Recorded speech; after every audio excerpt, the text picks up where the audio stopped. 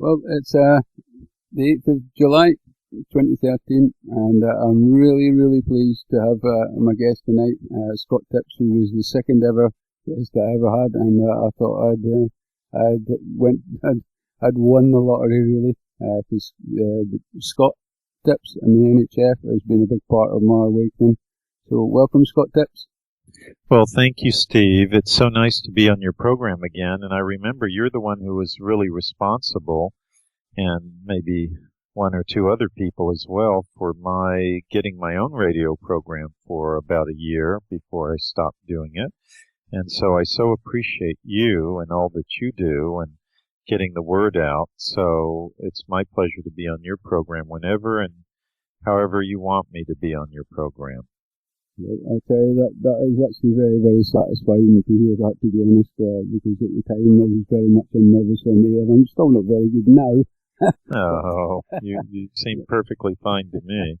So, anyway, but I'm glad to be in the program. I just had gotten back from, Saturday, I think. I got back from Rome, and I was in Rome for a week for this Codex Alimentarius Commission meeting, and your program is actually the first live report that I'm giving on this meeting to anyone. I thought I was going to have something go on last Wednesday, but there was a misconnect and it didn't happen. So I'm pleased to give you that report, if you like, on your program. Excellent. So, for those of you who are listening and don't know, who have been hiding under a rock for the last 50 years, this year, 2013, is the 50th anniversary of the founding of Codex Alimentarius. So it's about 8 years younger than the National Health Federation, but it's still been around a respectable period of time. It's just a shame it's not more respectable. And I was so utterly, completely, thoroughly, profoundly, fundamentally discouraged by this last meeting because it was just full of a bunch of losers. I mean, from top to bottom. I mean, is that a surprise? Call Mike Wallace kind of moment. You know, Mike Wallace of, CBS News. But anyway, long gone guy, old joke. But, the fact is that at this meeting they were considering the commission, which is just dealing with international food standards that will cover 99% of the world's population, that's attended by FDA and food authority type bureaucrats who are unelected for the most part and who are making decisions about your life and the foods and drinks that you consume. They all basically sat on their hands and did nothing positive during this entire 1 week period, despite all the money spent, despite all the celebrations that talk about how we are being saved by Codex Alimentarius. Just go Google it. Google Codex Alimentarius 50th anniversary. You'll come up with all these nifty press releases that talk about how they're saving you from hunger, bad food, from you name it. They are saving you, and it's all a big crock, and I'll tell you why. The National Health Federation is the only health freedom organization that is accredited by Codex to attend these meetings. What that means is that we can speak out at the meeting with a microphone just like the countries can. Just like the United Kingdom can, just like the U.S. can. In fact, actually, we speak out more than the United Kingdom does. The UK delegate probably speaks one time for every 150 times that we speak out at a meeting because he's suppressed by the EU delegates who get to speak for the UK, for Ireland, for Lithuania, for Spain, for France, for Germany, for Italy, you name it. All the alphabet countries, and so the UK delegate goes there and gets to eat food and put on the headset and listen to the translators, the interpreters, but the reality is that it really doesn't count for too much there. It's the EU delegates the European Union delegates who count at least in terms of Great Britain. So the NHF is actually speaking out much more than the UK ever does. So put that to one side, though. What we had is these nutrient reference values, the NRVs. And I've talked about this before because we've been fighting this issue at Codex for 4 years running now, and we won big time in 2009, won again 2010, won again 2011. But last year we suffered our first defeat, and as Winston Churchill once said, victory is never final. So it's one of those things where we have to keep fighting. But anyway, the NRVs were up for consideration. This is where the Codex Alimentarius Commission and the Nutrition Committee below it were trying to establish lower levels for different vitamins. Like they wanted to dumb down vitamin C from 60 milligrams to 45 milligrams. They wanted to reduce pretty much all the vitamins and minerals across the board by about 20% to 66%, especially the B vitamins, except for folate, except for calcium, which they were increasing, and but lowering magnesium, which makes absolutely no sense. If you get a typical diet in Northern Ireland, in Great Britain, in Scandinavia, it's very rich in calcium. No problem. The typical, even the worst diet usually in the UK, in Ireland, is very adequate in calcium. But what it's not adequate in is magnesium. Those are the twin minerals. You need to take them together. So what these morons at Codex propose to do, and it's primarily the Australians, the EU, the Americans, the Canadians, pretty much the Anglo-Saxon countries plus the EU thrown in. What they want to do is to increase the calcium, lower the magnesium. Well, magnesium's the traffic cop that tells your calcium where to go into your bones and your teeth and make them hard and strong, and not into your skin where they make wrinkles, where it makes wrinkles, or into your arteries where it causes blockages. So these idiots want to increase calcium at the same time as they're reducing magnesium. They want to reduce the B vitamins, and we were the only ones. NHF was the only one standing against them. We had no allies, but last December at the Nutrition Committee meeting, we did get these three countries, Iran, Malaysia, and South Africa, to side with us, as well as, believe it or not, the International Dairy Federation. They sided with us, and we still lost because the Americans, the Australians, and the chairwoman, Pia Noble, decided otherwise and kicked it up to the commission for approval. And that's where we were at last week, was the commission was to approve what the underlying committee had done. I know this may sound like boring detail, but when it comes down to it, you may find these inner workings of Codex pretty interesting, because it really just reveals the mindset, the bureaucratic mindset of these people. And so this comes up for consideration. I speak out against it. Curiously enough, the Australian delegate was totally silent during all of this time, probably because I've been lambasting him in article after article after news release after news release. And so he probably thought discretion, silence was the better part of valor, and he kept quiet. But he didn't have to say too much, because the EU was right in there saying, yes, we support the dumbing down of these vitamins, mineral NRVs. Of course, they didn't say dumbing down part, but you might as well have filled in the blank space for what they did. They were totally worthless, not protecting their citizens. The U.S. delegate, same thing, total loser. The Canadian delegate, same thing. Chilean delegate managed to, after we spoke up against pushing these NRVs through and adopting them, the Chilean delegate berated us indirectly by saying, oh, the NHF doesn't have the right to reserve any objections to these documents in the record, to these NRVs in the record. And so I didn't very much appreciate the Chilean delegate, who was a loser himself. And bottom line, who supported us?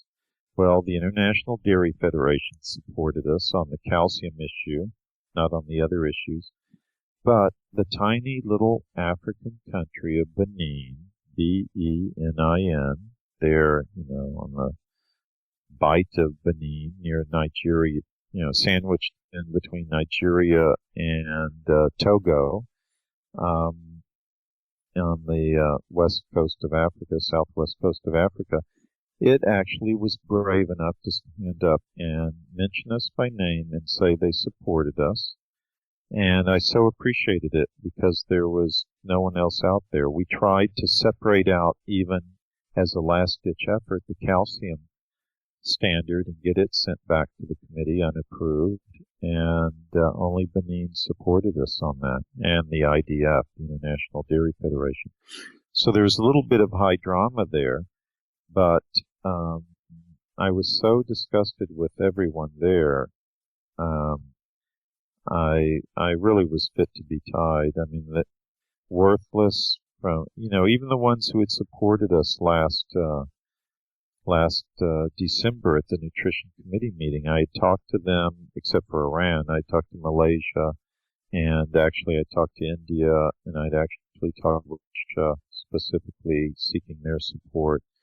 And had I got just another 2 or 3 countries besides Benin to support us, we probably could have won and had that sent back. But they were such incredible cowards, these other delegates. They didn't speak up. Only Benin and NHF. And so it got half of these nutrient reference values were approved and sent onward. So this is just an interim step, though. The committee then has to take them to the one and final step, and then next summer, a year from now, it will be back at the commission for final approval. So it is just a way station.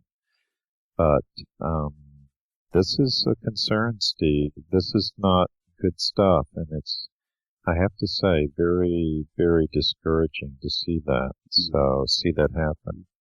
Well, this is part of the thing which I really do believe that the NHF has credibility in the sense of, it was asked to go into Codex, and it's the only one that's fighting for us, really, as far as I can see. And the gathering support for the NHF, I really think is an important issue that I said I was going to do something about, and really haven't done too much because of circumstances. But really, you are our only voice in Codex, and I'm assuming what happens at Codex is that you get a certain amount of support, and then that fades away when there's pressure applied to these other countries. I think so. I think there is that. And also, quite honestly, with Benin, I kind of lucked out because the head of the department, actually, their health ministry area, he was in attendance. So it wasn't like, to be fair to some of these others, it wasn't like he had to call up his boss on the phone and say, hey, they want me to do this. Is this okay? He was his boss. So he could pretty much do what he wanted to do. And so that helped. Whereas some of these others, well, Russia had the boss there, and she should have approved it. India had the boss there, and he should have approved it. You may remember, if you've been sticking with the story for the last 4 years, that in 2009, India does deserve credit because India was the one that saved the day at the very end, sort of like the cavalry riding in to the rescue. And in this case, it was the Indians riding into the rescue to save me from the cavalry. But anyway, the Indians rode into the rescue and saved the day in 2009, and they deserve a lot of credit for that. But they didn't do anything this time, and the sad fact is that everyone's health suffers because of it. Since I was last on your program, I mean, a lot has happened. I've been to Moscow to give a speech before the delegates at the Codex meeting there on the occasion of the 50th anniversary of Codex. I went to Beijing to deal with the food additives issue on aluminum. All these things cost money. And were it not for the supporters that we have, which are not big companies, We don't have big corporations supporting us. We don't take government money. It's just people like you and me listening to the program. Were it not for those people, I couldn't even go to the meeting. But NHF at least has been successful in delaying the adoption of these standards by 4 years. So we've at least bought us some time, and I still hope to prevail on it. And I think ultimately we will prevail on some of these vitamins and minerals, even if we don't prevail on all of them. So it's just getting through and past the, what would you say, the sort of the lethargy, really, of many of these people. They could care less, actually. Yeah. Well, I mean, I really think that your work and the NHF's work is so important. And I say that in the sense that I believe that you've already saved thousands of lives already, whether it's through, vitamin deficiencies or, not taking vaccines or whatever the case may be, because you provided the evidence, that these things are dangerous or little amounts that are no use, effectively. Thank you, Steve. And you know what's so funny about that is that even at the Codex meeting, it's not monolithically evil. I mean, there are some really good, decent people there, some who are kind of closet supporters of ours and actually have helped us sort of behind the scenes. So, it shouldn't be condemned sort of universally, because there are, it's like any place. There's some good people, there's some bad people, there's some fellow travelers. There are people who are sometimes good and sometimes bad. I mean, even the EU representatives, a year ago, they were quite fantastic on the ractopamine issue, that drug that's given to animals, and then people eat them, and we opposed it, and the EU delegates opposed it. We were all on the same side and all of that. It just depends on the issue. But when it comes to vitamin and mineral food supplements, seems like everyone's taking a holiday except for NHF and whomever we can convince. But here's the funny thing. I started to tell you the funny thing. The funny thing is that some of the delegates who were so anti-vitamins before, they kind of secretly sidle up to me at times and say, "Oh, can you bring me some vitamin D, please?" Or some vitamin C. I really, would like to have some. I can't have it sent into my country because the customs and border police stop it at the border. Can you bring me some? So it's fun. Even some people who are adamantly opposed to supplements are kind of quietly, even now after many years of going to these meetings, they're admitting, hey, they might do some good after all. I think you've obviously planted the seed at some stage, and they've done a little bit of research on themselves, and it may not be part of the plan, but as a personal issue, they're saying, give me some. Yeah, exactly. Yeah. And I even got this email from one talking about her niece needing some, and could it be sent there? And so I tried to send it, and it was sent back by the country's own customs people. Unfortunately, they wouldn't let in these dangerous supplements: vitamin C, vitamin D, fish oil, and a B complex. Boy, those are really dangerous items. And so they sure protected their population that way. You were talking about magnesium earlier on. I take magnesium because it's supposed to be good for COPD. And yes. I further decided to do a little bit more of a study and see what magnesium that I was buying. And it turns out I'm buying magnesium oxide. So, yes, which is, you only absorb about 4% of magnesium oxide. So you really want to get either magnesium citrate, magnesium malate, or magnesium glycinate. Now, there are some more exotic forms that are probably equally as good as the glycinate form or the citrate form or the malate form, but you pay a lot more for those. So for all practical purposes, the best form is really, and the most common after magnesium oxide is magnesium citrate. You absorb probably 10 times as much of the magnesium citrate as you do of the magnesium oxide. So a lot of money's wasted on the magnesium, oxide form. Sorry? It's okay. Yep. Which then brings me on to the next part. So if they're saying, take 250 milligrams of, vitamin C or magnesium, whatever, and it's only 4% absorbable, 8% is what I discovered, you're really not getting very much anyway. Yeah, it's true. But you know what? Given the typical diet in the UK, in Northern Ireland, and I'll paint the same brush with North America as well. The typical diet there is pretty much the same as in the British Isles. It's, like I was saying, very rich in calcium, but usually very deficient in magnesium unless, you get magnesium from muscle meats. And so a lot of people are eating beef or pork or that sort of thing, and they'll get it that way. But you get a lot of it from leafy green vegetables, from nuts and seeds. You'll get magnesium. But I hate to say it, but probably for someone who really needs it in a almost therapeutic way, it's good to get the natural source, through the diet, of course, but it is important to supplement with it too. And I want to, for those of your listeners, I'm not making a penny off of this. I don't represent a supplement company. I'm not here to be a shill for them. I'm a customer just like you're, Joe Blow down the street. And so I'm not saying this because I want you to buy my product. I'm just saying it because I've noticed it works with people. If you want strong teeth and you want to prevent heart disease, and yes, like you were saying with COPD, then you want to be taking magnesium because that will make your bones far more stronger than calcium.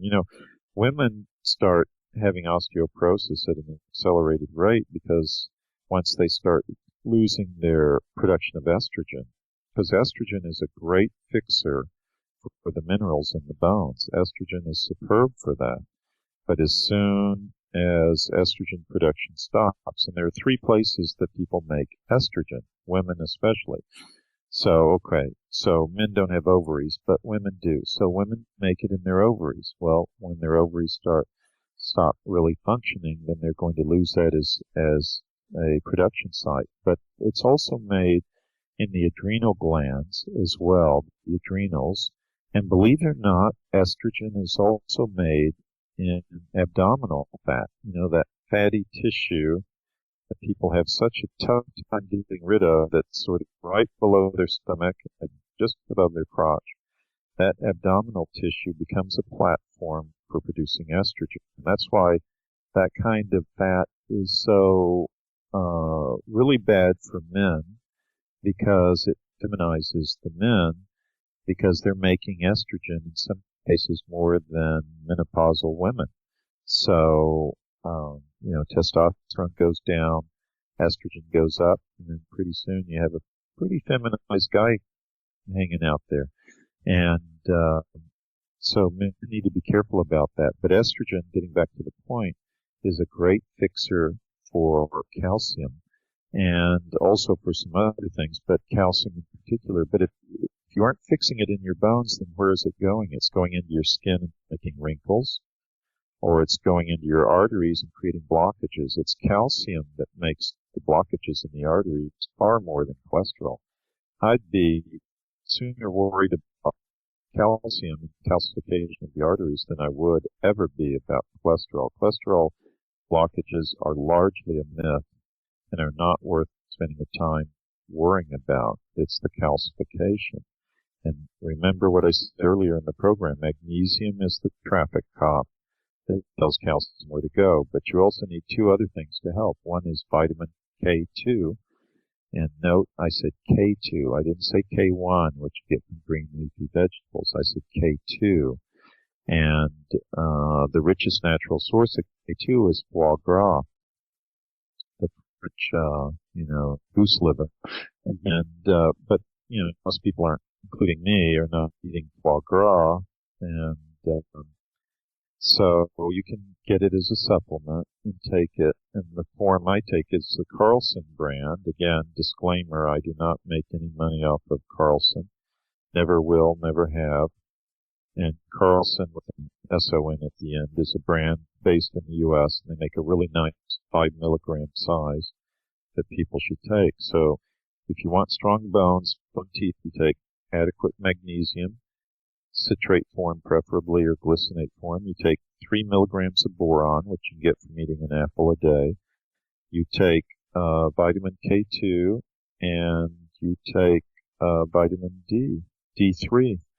Those 4 things will really help prevent calcification of the arteries, and it will help make your teeth and bones much, much stronger. Certainly, for what I remember, you've always advocated things like you eat Brazil nuts for selenium and so on. So yes, yeah. And in your case, I hope you're on divided doses of vitamin C throughout the day, because that will really help you also. You know, vitamin C only has a half-life of 2 hours, so you want to take one in the morning, preferably a capsule, 1 capsule in the morning or a powder form, one at lunchtime and one in the early evening. And I must admit, I haven't been taking it on a dosage like that on 3 times a day. I've taken it once a day, along with vitamin D3 and zinc. Well, the 1 time a day is better than probably 98% of your compatriots are doing there in Northern Ireland. Because it has a half-life of 2 hours, you really, for example, what do you think would be better, taking 1 capsule of 1,000 milligrams 1 time a day, or taking 2 divided doses of 500 milligrams? It'd be the 2 divided doses. 500 milligrams, because of the half-life problem. You know, it's a water-soluble vitamin. It's just circulating in your bloodstream for hours, and then it disappears. Even when it disappears, though, the naysayers say, oh, it's expensive urine. Well, you know what? Those who are taking those supplements have statistically significantly lower rates of bladder cancer than those who aren't. So even when it's leaving your system through the urine, it's actually providing protective effects. But the key really is to take divided doses. And so if you could take 3 doses of 333 milligrams a day, it'd be far better than taking 1 gram 1 time a day. But I don't want to discourage someone. If they just have 1 gram a day, then take it. That's better than, not doing anything or thinking you're getting it from pasteurized orange juice. And the other thing, too, I want to discourage people because they'll go, aha, I can cheat this system. I'm going to get time-release vitamin C. That's what I'll do. Over here at Holland & Barrett, they have time-release vitamin C. Yeah, right. Well, your stomach's acidic for digestive purposes. Your intestinal tract is very alkaline. So what is a time-release highly acidic vitamin C? It's buffered, which is possible, but unlike a vitamin C tablet or capsule do. Well, it passes through your acidic stomach unaffected, goes into your highly alkaline intestinal tract, and it sits there very acidically burning into the wall of the intestinal tract. So we don't recommend time-release C.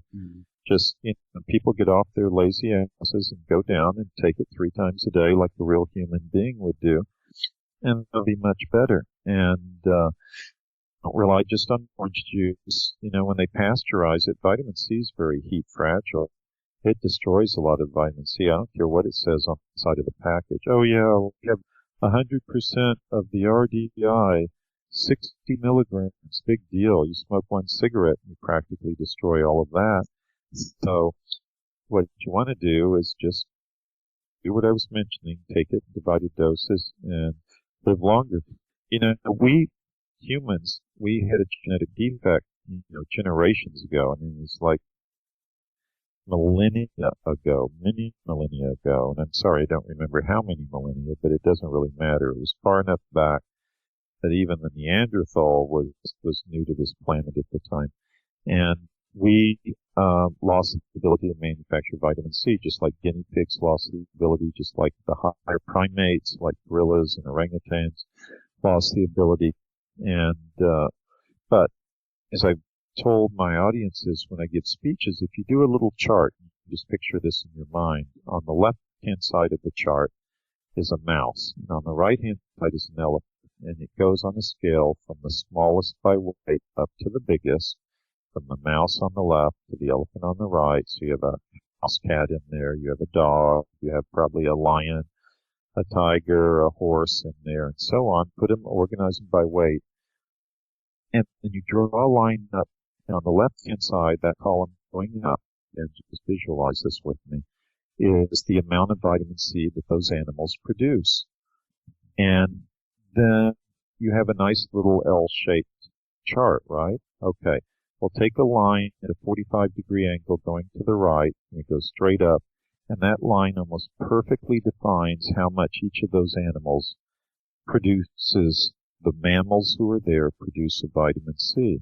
So take a human who weighs, I don't know what it would be in stone or in kilos, but say in pounds, 150 to 175 pound human being, and you put them in the chart where they belong, and you draw the line up to where that 45-degree angle is that seems to be the universal constant for vitamin C production. Then you see where that falls on the left-hand upper scale. Where does that fall? Well, it falls at about 10 grams a day. If we had the ability to convert sugars, simple sugars, into vitamin C, we would be manufacturing 24 hours a day. We'd be manufacturing about 10 grams of vitamin C. So you can see why these nutrient reference values are so incredibly important, because Codex is telling the world that you only need 45 milligrams of vitamin C, which is a far cry from 10 grams of vitamin C a day. Now, to be honest, I don't take 10 grams a day. I consider it a victory if I take 2 grams a day. But that's a lot closer to 10 grams than 45 milligrams would be.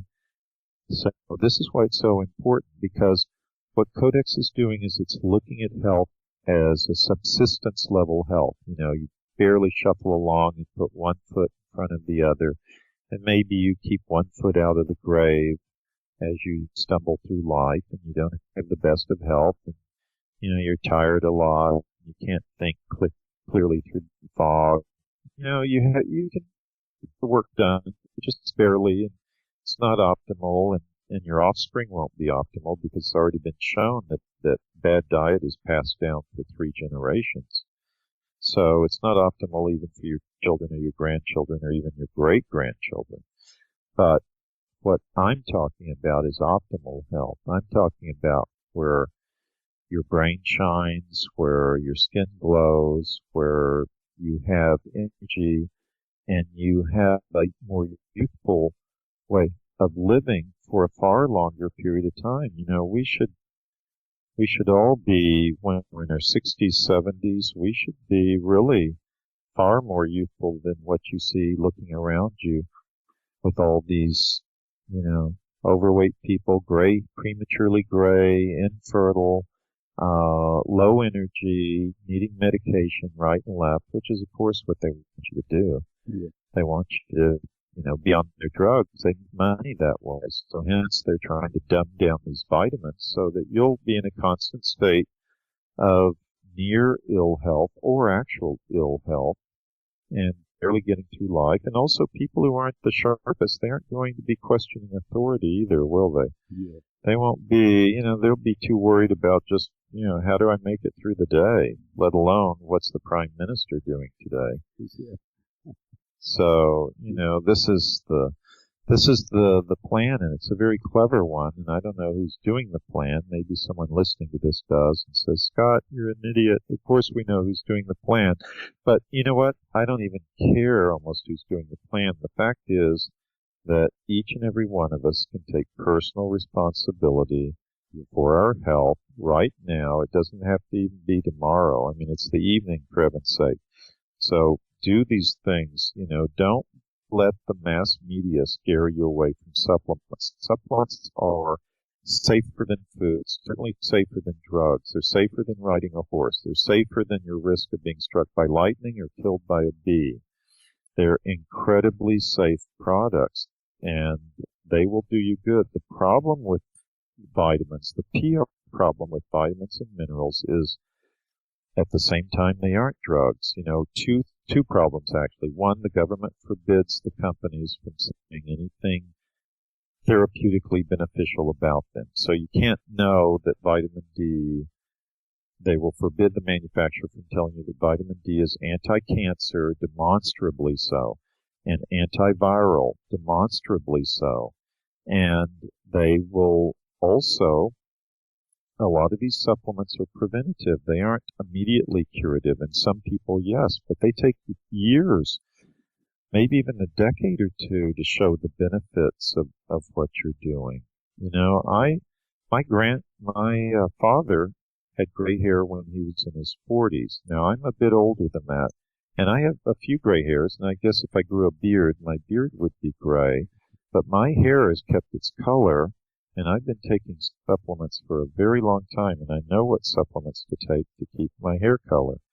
Now, that doesn't mean I won't get some emotional shock tomorrow that might suddenly make it go gray, or that might, there will be some other stress that will overpower the nutrient content, but it does mean that it's very possible to do this. And this is the whole science of epigenetics.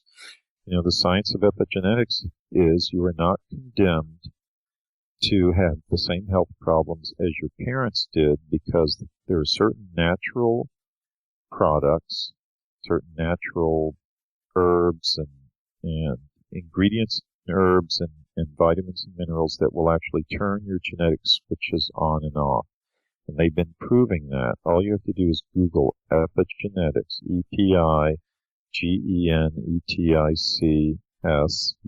and you can read all sorts of stuff about it, and you can see what's going on. But the mass media will talk about it, but they won't talk much about the practical application of it. Some will through the internet, but not the mass media.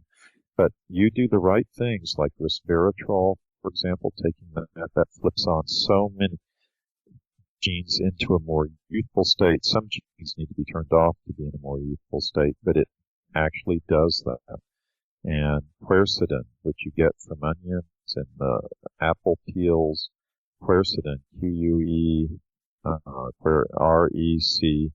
Recitin, I think, if I spelled it right, but that's close enough.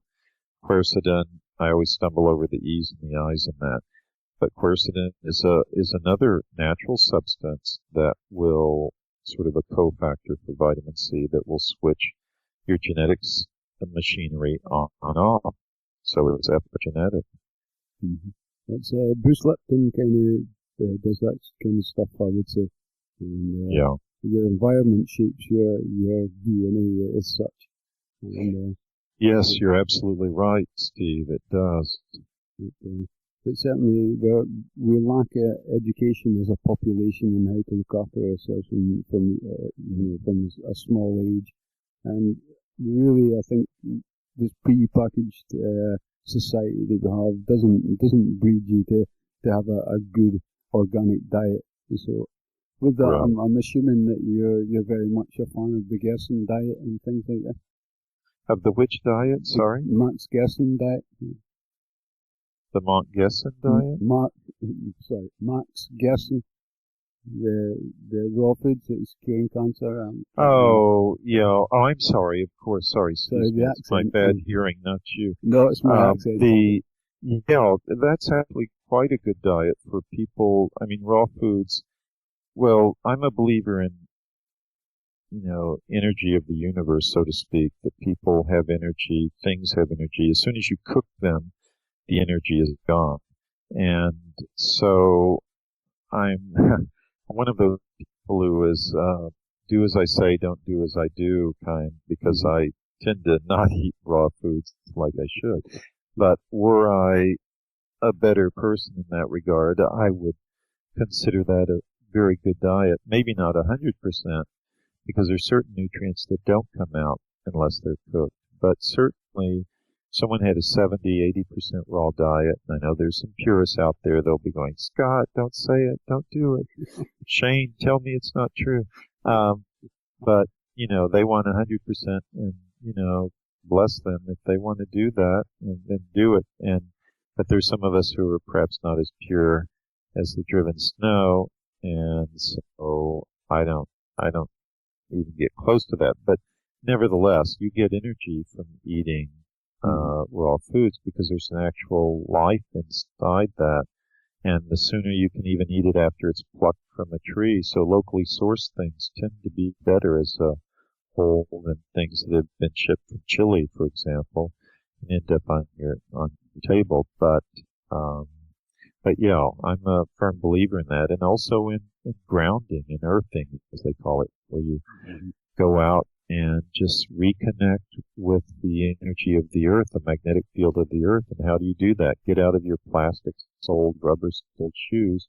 Get your feet, bare feet, on the ground in contact with dirt, with grass, with whatever is real planetary material, and start getting in tune with the Earth's electromagnetic field. You know, if you're way up in an apartment tower and you're there all the time and you aren't grounding yourself, if you aren't earthing yourself, then you're losing out on a lot of energy that you could get.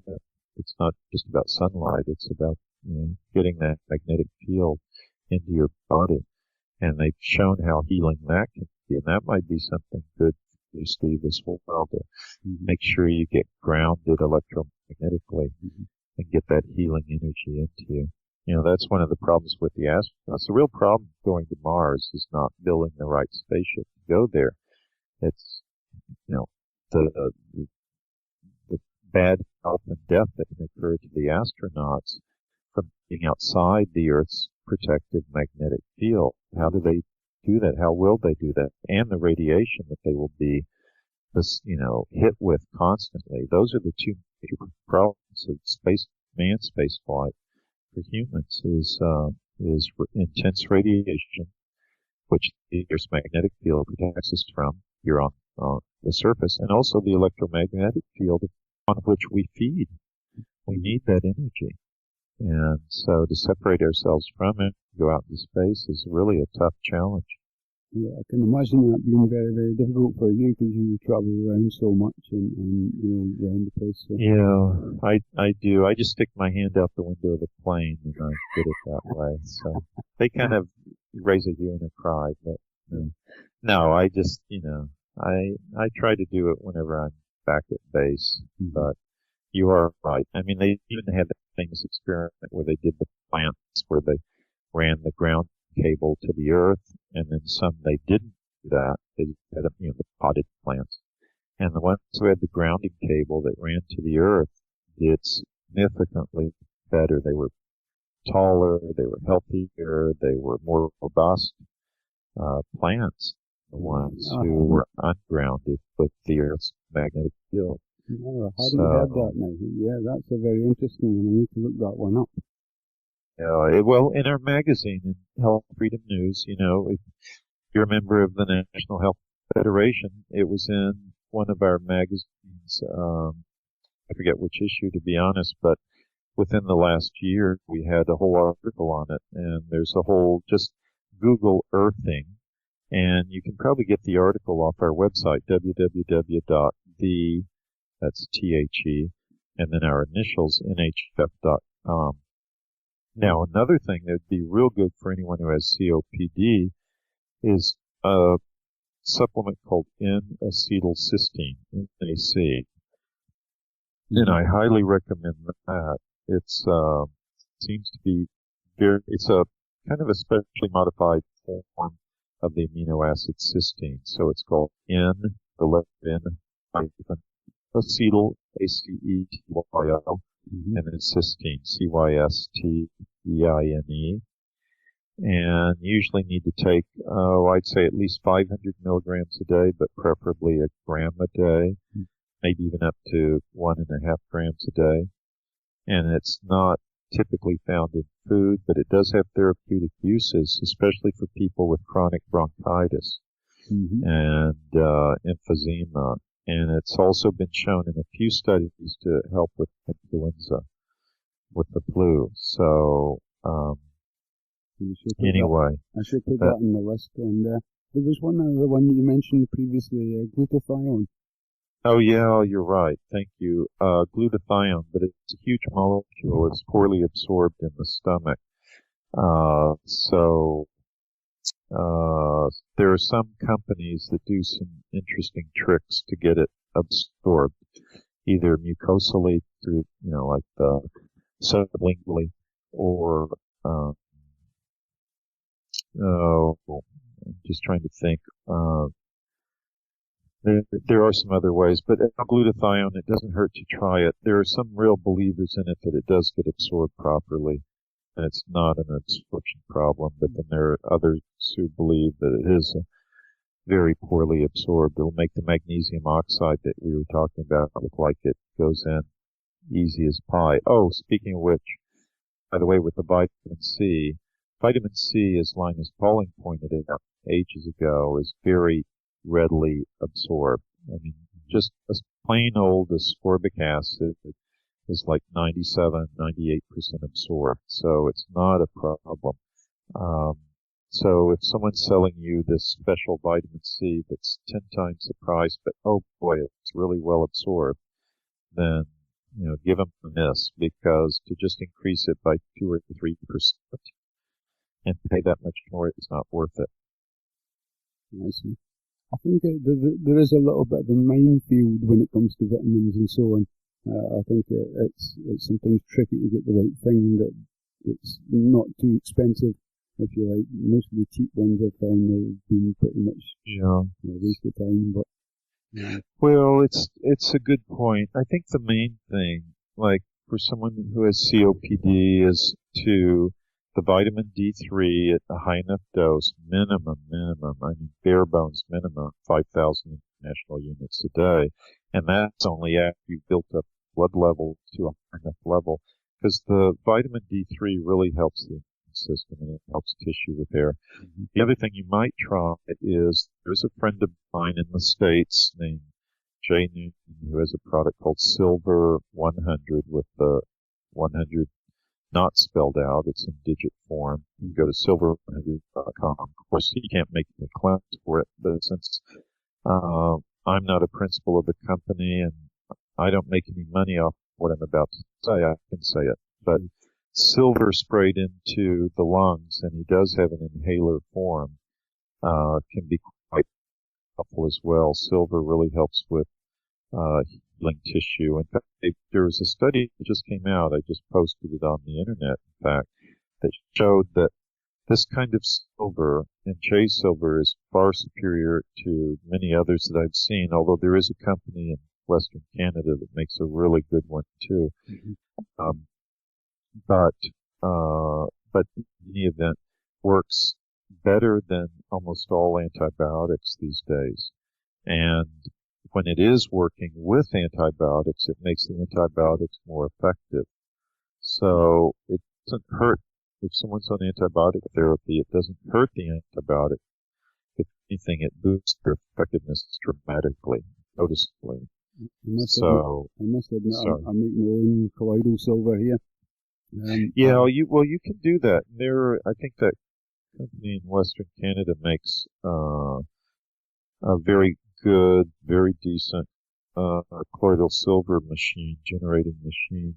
You just need to be careful not to overdo it, because the people who have gotten the silver skin from overdosage on silver, almost always it comes from those machines, and they make it at such a high potency, and then they drink it by the liters, and then they turn silver and they go, gee, what happened? It's not unhealthy, it's just unhealthy looking. They look like the little gray aliens, that came in from Roswell. And, but actually, believe it or not, their skin is more resistant to viral attack and all sorts of problems. They just look like hell, is all. Yeah. But it's not bad. So, cosmetically. Silver helps, and then I would take the vitamin K to support the vitamin D3. And, when I had my radio program, I had this nice speaker on me, and I won't do her last name justice, but a French-Canadian woman named Dr. Kate Roma Bleu, and it's a hyphenated name, a French name, and she talks about the equal importance of taking vitamin K2, vitamin D3 and vitamin A. And you know, vitamin A and vitamin D compete for certain receptor sites. So there's a big debate in the health community now about, well, do you take vitamin A or do you just get enough through your diet? But you certainly, one thing, you don't take vitamin A at the same time as you take vitamin D, because it is true that vitamin A will compete as sort of a weaker vitamin D for the vitamin D3 receptor sites in your genes, and so in your cells.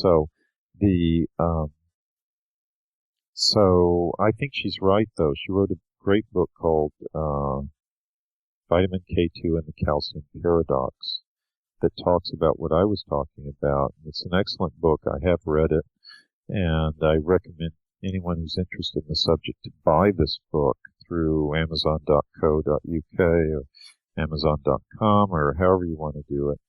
And again, it's Vitamin K2 and the Calcium Paradox.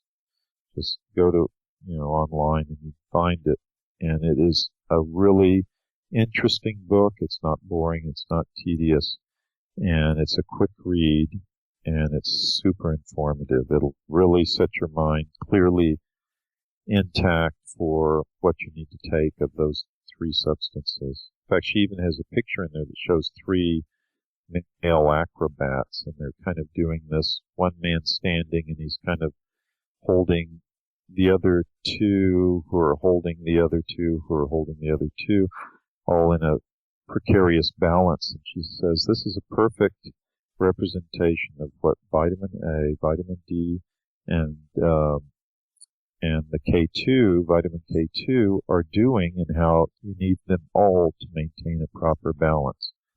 Mm-hmm. Whereas if you go to the vitamin D doctor, that's Dr. Cannell, who's in Central California, and he has a website that's actually quite useful called www.vitamindcouncil, council spelled like council houses, council.com. And you go there, and if you want any scientific research on vitamin D to back up your position, that's your shopping place to go to, because that's where you'll find the information. So anyway, let me tell you a little story, if I may, Steve, about this. Yeah, sorry. Sorry, sure, yeah. That's okay. Yeah. So looping back to the Codex meeting last week, the Rome meeting place in the FAO building, the Food and Agriculture Organization building, is really hell, because for the INGOs like NHF, National Health Federation, the INGOs meaning simply International Non-Governmental Organization, they put us to one side. Unlike all the other meeting places where we have our own table, our own separate microphone to speak out at the meetings, all of that, we're shunted to the side, and you have to ask for the microphone to speak. So you have to anticipate what's coming up and then let the little runner know to bring you the microphone and you speak. Well, near the back of the room, though, are some tables where the runners sit, but usually there are about 6 spaces, maybe more, that are empty.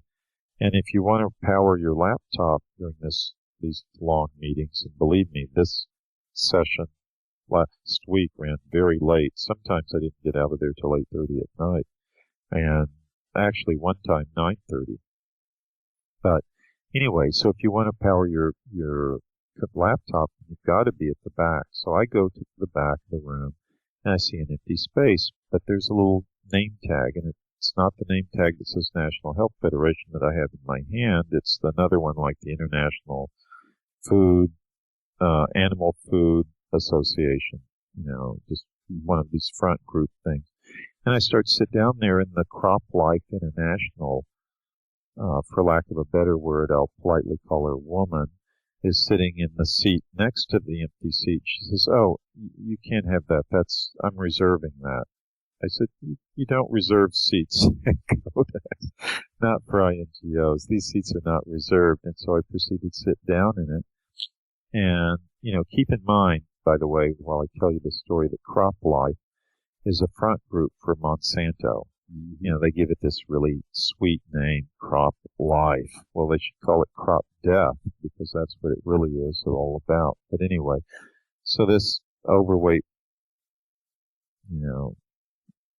woman, I'm sorry, I'm really holding myself back here, she proceeds to berate me and says, well, you can't do that. I said, well, I am doing it. I'm sitting here, and you have your seat, and I'm not taking your seat, and you have no right to keep this seat for someone else who's never going to show up anyway, because this was on a Thursday, I think, or a Wednesday, or maybe no, actually it was Friday. Last Friday is the last day of the meeting. I said, he hasn't been here, or she, whatever the thing was, hasn't been here all week long, and it's not going to show up. She goes, well, I'm not going to sit next to you, and moves away. And so I said, good riddance. And then she said something under her breath that I didn't hear. But anyway, that's how we deal with Monsanto at these Codex meetings, because they're so incredibly arrogant, egotistical, rude, and just thoughtless, and they think they own the world. I mean, it even goes down to the level of the chair next to them, the seat next to them, that would have been empty the entire time. I guarantee you it would have been empty the entire time had I not occupied it. So why is she trying to pig two chairs? It's just, emblematic of what these people are and how arrogant they are, that they would even do something like that. I mean, what a pig. In contrast, the Elanco Front Group, which is the International Animal, it has some, I can't believe I've forgotten the name, but anyway, it's like, International Animal Health Council or something. They're the ones that get the ractopamine. Well, they don't do it themselves. The company that pays them does it and gets the ractopamine produced that's fed to the animals, to the pigs especially, and that we've been trying to prevent because it's cruel to the animals. We get the residues and we get these vet drugs in our food, and it's yet another toxin. But, they are at least polite, and I have polite conversations with them, and they're actually polite even when they make their arguments. But then you get these Monsanto idiots, and they're just arrogant, just totally arrogant. So that's what I have to put up with at these meetings, being berated by the chairman, being the butt of rudeness of these kind of Monsanto people, and then all these cowards around that won't back us, except for Benin. I can imagine you being a big thorn in Monsanto's side, I think. Oh, yeah, I'm sure this, her antagonism towards me goes far deeper than just the fact that I was taking a chair that she didn't want. In fact, actually, I think she just wanted to block it so I wouldn't be able to use it. And it wasn't that she needed it, and it wasn't even that she wanted the extra space. It was that she wanted to deny it to me in particular. So, it's just typical for what goes on there. And the only other Michael Hansen of Consumers International was there, and he and I have been allies on the GMO fight, on ractopamine, on a number of things, and he's quite a brilliant guy. We aren't quite allies on the supplement issue, but, he's been decent enough to, not talk about that when we're dealing with other issues, but he's been incredibly good on the issue of ractopamine and GMO labeling and all these other kind of toxic things that get into foods that they've been trying to stop and been working on. And so there are some good people there, and believe it or not, some of the people in FAO are quite good. And that's the difference between WHO and FAO. WHO, the World Health Organization, is one of the two co-founders of Codex. The other is the FAO, the Food and Agriculture Organization. Well, FAO is at least somewhat food-oriented, whereas WHO is very drug-oriented. Mm-hmm. So they even have conflicts between themselves. And I've noticed the FAO people are, they have to be somewhat neutral and not try to take sides, but really a lot of them are just so disgusted with the pro-rectopamine, anti-GMO labeling, tack taken by the Americans, the Canadians, the Australians, the New Zealanders, in fact, everyone in the Western Hemisphere, from Chile and Argentina in the south to Canada in the north. So it's just interesting to see.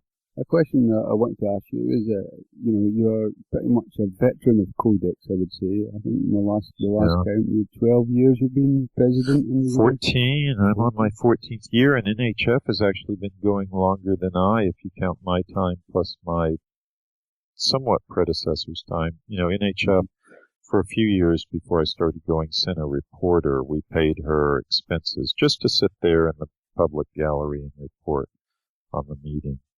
And we paid her. That was a woman named Suzanne Harris, who went for a few years and then sort of disappeared from the scene.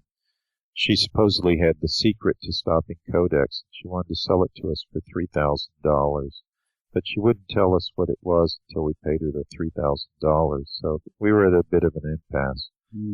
Anyway, so that was longer ago than I care to remember. But very mercenary, that, isn't it? Yeah, I'll bet.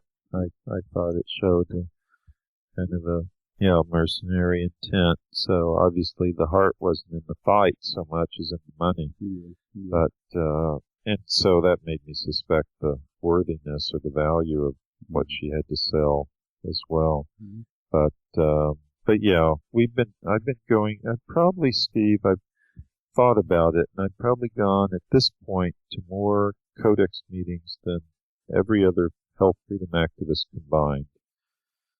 I know that might sound egotistical, probably is, but I thought about it because I used to say I've gone to more than any other health freedom activist, but then I thought about it. I thought, gosh, you could add them all together, and I've gone to more. So I've been doing it for a while. I won't say that I'm not still learning, because I am.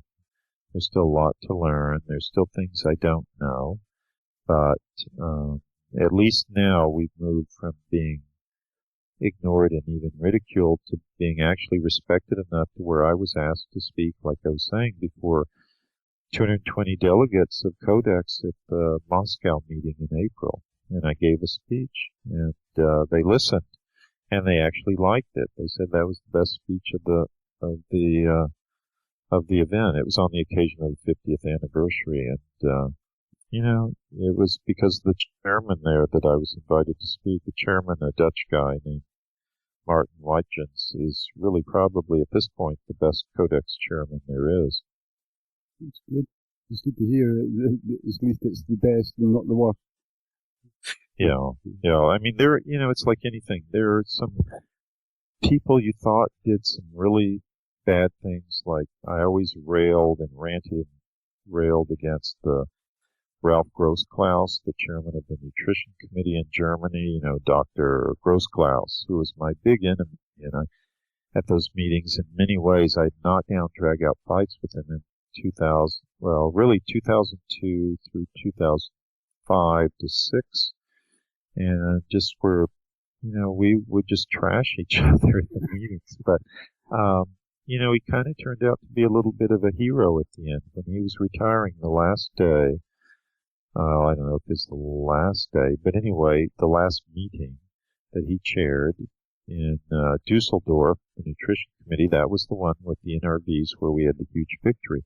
And you just have to realize that these chairmen and these chairwomen, they have a lot of power because the way they like to advance the standards and the guidelines that are being created that determine what the numbers are that go in for, like, the vitamins, for example.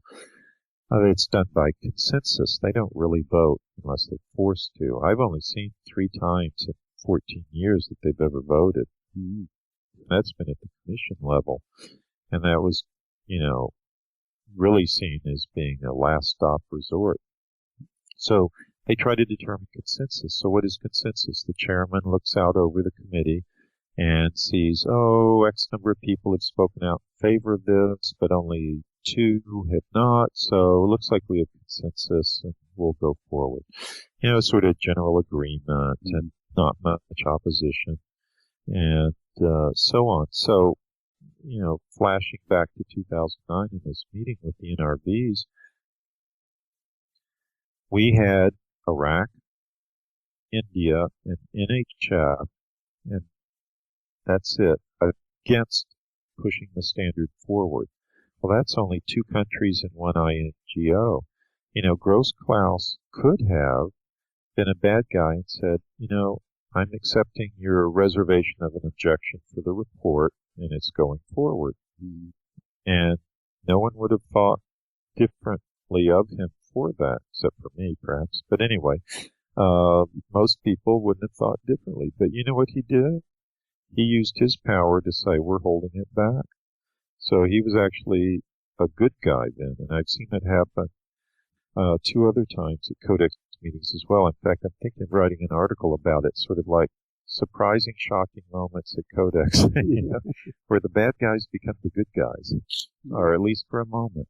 And so Gross-Klaus actually deserves a lot of credit for having helped NHF stop the NRVs from advancing in 2009. Unfortunately, his successor hasn't been as good as him, and I never thought I'd say this, but I kind of miss the good old days when it was Gross-Klaus as the chairman instead of Pia Noble as the chairwoman. So anyway, that's just the way it is. So have I bored everyone out of their minds? I don't know. Not at all. Which leads me on to my next question. You've not really had much support in Codex. You've basically had your battles in Codex, but I also believe you had a few battles outside of Codex.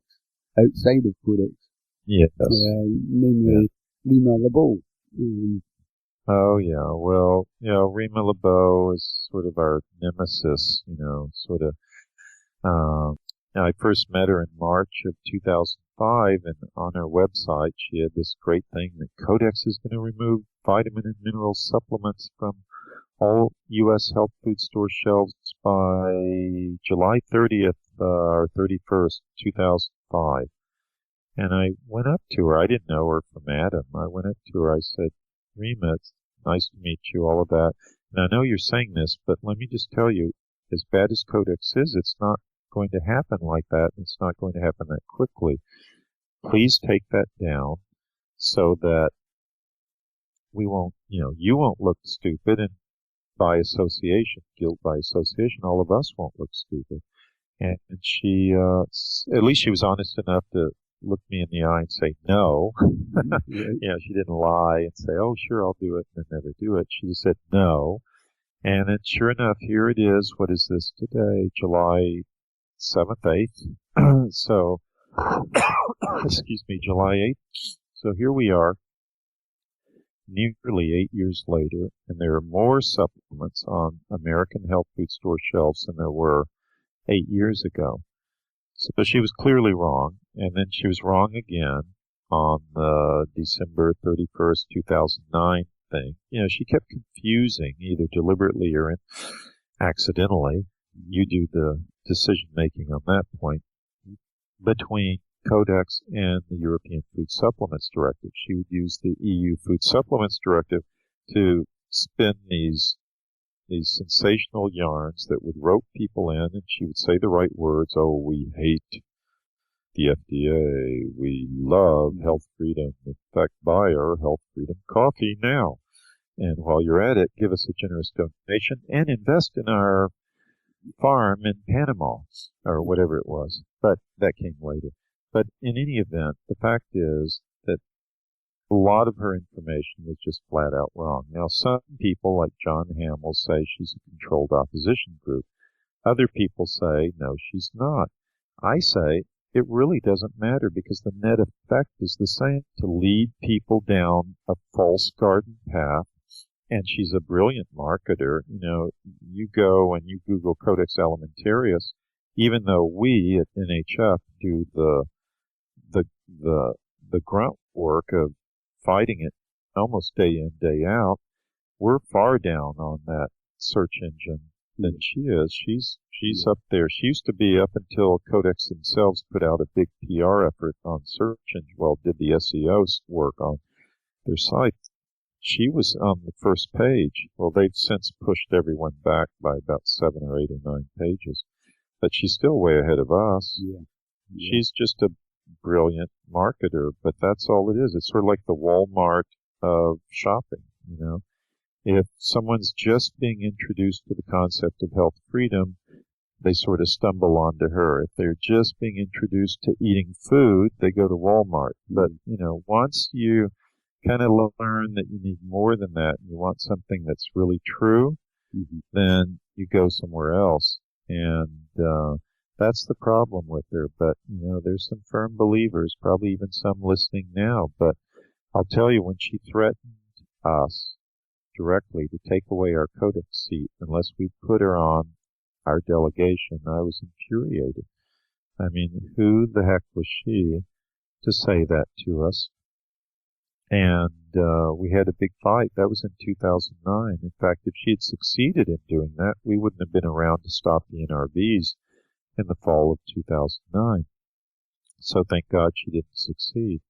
And now she's disappeared from the codex scene. She's moved on to bigger and greener pastures. So she and her husband, Bert Stubblebine, the man who stares at goats, and all of that. Someone told me, though, that they had, and I don't know if this is true, by the way, but, you know, maybe someone who's listening can research this, but that Rima LeBeau and Bert Stubblebine had crash landed in the UFO community 17 years ago or so and totally disrupted it. I mean, they were in the UFO community. I just don't know if they were responsible for disrupting it. So maybe their mission is to do the same to us. I don't know. It doesn't matter. The fact is, I don't believe anything they say. If they said it was dark outside, I'd go out and check with my own eyes. Yeah. I mean, it's strange because you said about that. Whenever I was trying to look for some little pods today on Codex, everything was remalable.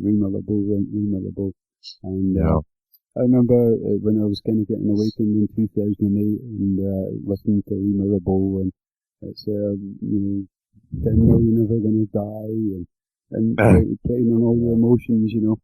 And I actually came across you around about the same time. And but it was such a difference. No, I was just humming. I was, okay. I mean, such a difference when looking at your presentations. There was medical fact or scientific fact behind yourself. There was the NHF, which gave you credibility in the sense that you were opposing what you were doing at Codex, although you were part of it. And certainly Rima Lebeau, after that kind of time, never really thought that she was really on our side. And certainly when you confirmed that about trying to block you at the NHF, then it certainly tells me that they're trying to lead us down a different path. Yeah, they really are. I mean, it's a shame because I think they've given a bad name to the health freedom movement. And I don't like that sensationalism. I don't like trying to get more money just because, it seems to me, and it's just my opinion here, that it's all about money for them. If you look at their website, it's Health Freedom Coffee this, Panama Investment that. And then if you're on their mailing list, you don't just get information, you also get how to cure your diabetes with this one simple pill. Those kind of emails. They've obviously sold their email list to someone, or they rent it, or whatever they do. But I don't think that's right. We don't do that at NHF. It's someone, and I encourage anyone listening, if you haven't done it already, go sign up on our email list. May not always have things that interest you, but you can always just quickly delete them. But when we do have things that interest you, they will really, truly interest you. Mm-hmm. And we don't spam you. We don't try to sell you items. We don't rent your name, trade your name, exchange your name with anyone else. In fact, we're fanatics about keeping your list private.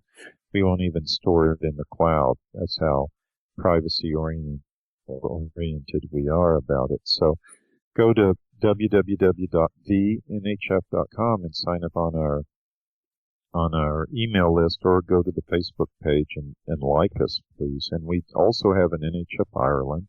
We have NHF UK. we have NHF Sweden, NHF Germany, NHF Belgium. So I would really hope that if you're in one of those countries listening to this, that you'll join the local organization. And I don't know where Northern Ireland falls in this. We have to talk about that, Steve. So, anyway. Well, just to add there on the guys that are on the site, if you look up to your right-hand side, that blue banner there is the National Health Federation link. If you click on that, that will take you straight to the National Health Federation. As regards Northern Ireland, I mean, I'd spoke a little bit to yourself and was afraid to commit to the NHF for health reasons, because I really don't want to be letting you guys down. But I realise that I should really do a lot more, and I should really try to do something with the NHF as much as I possibly can. Well, I would appreciate it. You know, just south of you in the Republic, NHF Ireland is a multi-year campaign to remove fluoride from the public water supply, and they've been quite diligent at it. And I know Walter Graham has been wonderful up in your neck of the woods. Mm-hmm. at actually succeeding in getting it out there, and Walter's such a marvelous speaker. I've listened to him several times, and he's just totally fascinating, a total expert on the subject, and, you sit there really in awe of what he knows and what he has to say. So if we can get him on our team, that would be absolutely terrific, and I would like to see a lot of that happen, because we need to get fluoride out of the water supply in the Republic of Ireland. Definitely. That's for sure. Well, Walter actually lives about 5 miles away from me. Oh, gosh. So, I did an interview with Walter, and it was on my other PC that the hard drive packed in, so I really should do another interview with Walter and get it up on the podcast. But certainly he's very diligent in what he does, and well, here's the thing. He is. You're right, Steve. Excuse me for interrupting you, but one of the things I like most about Walter is I've never seen him talk down to an audience. He talks with you. He's a real person. It's like he's talking at the audience's level, and just like he's having a conversation. So, hence, conversations tend to engage people, and he's very engaging that way. And, he can teach a lot of people the right way to speak to audiences, actually. Yeah, for sure. I mean, he's a really nice fellow. I've chatted to him on the phone and Skype a few times. He really comes over as a gentleman, really. Yes, that's true. That is very true. It seems he's doing a massive amount of work in Stormont at the moment, because they're trying to reintroduce fluoride to Northern Ireland. Oh, really?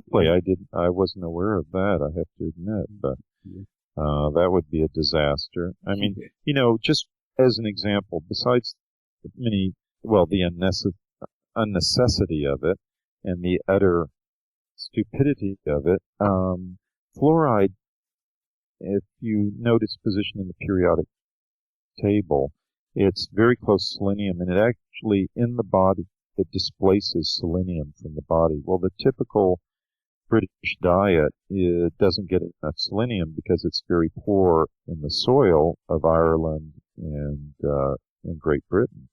You only tend to find naturally rich selenium soil in the central provinces of Canada and the central states of the U.S., like Saskatchewan, Alberta, maybe Manitoba, the Dakotas, Montana, Kansas, those kind of places, but not in Northern Ireland, not in the Republic, not in the Midlands of the UK, not in Scotland.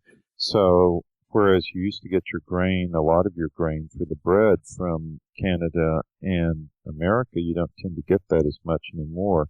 But it almost doesn't matter, because, if you, and this is what you were talking about earlier, eating a Brazil nut a day, that will have about 150 to 200 micrograms of selenium, which is what you need. And selenium's very anti-cancer, very antiviral.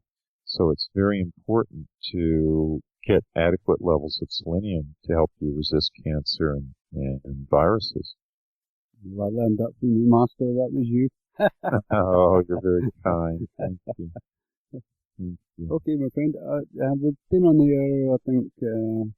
Yeah, it's probably, actually longer than I thought. Well, it was so much fun, I lost track of time. So you have to get the cane out and yank me off the stage. But I'll come back and haunt you another time if you like. So anyway, but I always enjoy your program. And like I said, you're the one who introduced me to internet radio. So I'll always be grateful to you. So my door is always open, Steve. If you want me on, I'll be happy to get on. And anyway, so we can just look at it from that standpoint. But is there anything else I can talk about before I glide off the air here? Well, I would like to mention the Mike Adams thing. The reason why I'm bringing these things up is so that people can look at people objectively and make up their own minds. And I was surprised to hear that, on one show to say that Mike Adams of the National Natural News, basically gives you no time. No.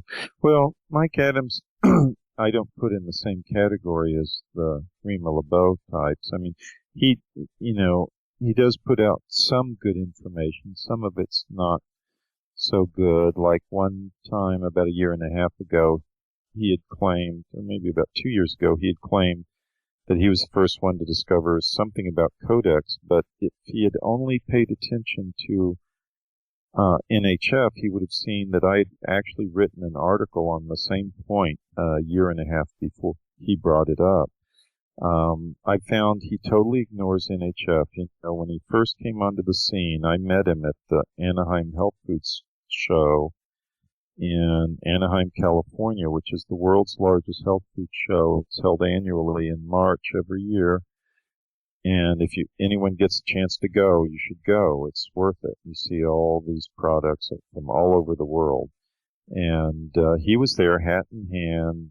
I forget what year it was, 2005 maybe. A lot was going on that year. It might have been, 2005, I think it was. And he talked to me about NHF and what he could do to help us. And I fed him a lot of information, gave him articles and magazines on the subject and everything. And then practically never heard from him again. And whenever he wrote about Codex, he didn't talk about what we were doing. He totally ignored us. He was talking about what Rima LeBeau did or his own thoughts on it. It was like, if he's doing reporting, how can you report if you're a health freedom activist? How can you report about Codex without reporting about what we're doing there? Mm-hmm. It was just, and it seemed to be deliberate, absolutely deliberate. And so do I hold that against him? Yeah, I actually do. And I don't have respect for someone who's a selective reporter like that. That to me, what you've just said there is absolutely marvelous. And it's not positive news, I know, but you've done it in a graceful way where you're basically stating the case of what they're doing and allowing people to make up their own mind. And I think the fact that they're ignoring you, then that really tells me that they're not heading in the same direction as you are, or the NHF. Yeah, thank you for saying that, Steve. But it makes me wonder about what they're doing in other areas. If they're doing this in the Codex area, what are they doing in other areas? And they're also very money oriented. And, the website's full of ads and all of that. And I don't think I'm on his mailing list, so I'm not sure what's going on in that direction. But I do know from the website it's that way. I would tend to go, of the two biggies, Natural News or Dr. Mercola, I'd probably go to Dr. Mercola for my information before I'd go to Mike Adams. Mm-hmm. He occasionally does have some good stuff, though, and he seems to have a lot of money behind him. Mm-hmm. I can only guess where it comes from, but he does seem to have a lot of money behind him because he's seemingly very well financed. But I just wish he wouldn't be so selective in his news sourcing and news reporting. and seemingly have something against us. I guess it's because he can't make any money off of us. You know, we don't have anything to sell him. We don't sell him our mailing list. We never would. We don't, you know, we have our Codex book. We have a Codex DVD, but, you know, he can come out with his own and get all the profits from that. So there's nothing to gain by associating with us. So maybe that's it. Maybe that's the answer. There's no money to be made from us. We're just there fighting the fight, you know. So. Well, thank you for putting that information out, because I realise that that can cause problems or eruptions and rows and things like that. But I really do think it's important that people who have become awakened can look at the information and really just not rely on one source. Me personally, I was really disappointed to hear you say that. But I'm glad that I have that information and I can use my own discernment then to look at their stuff or whatever. But I really do think it is important, and I thank you for that.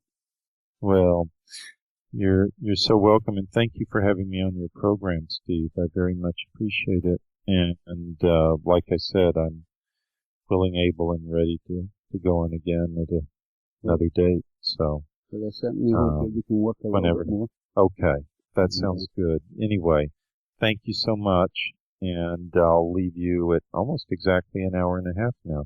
Perfect. Okay, thanks. All right. Thanks, you take care. Bye. Bye-bye for now. Bye. Okay. Bye for now.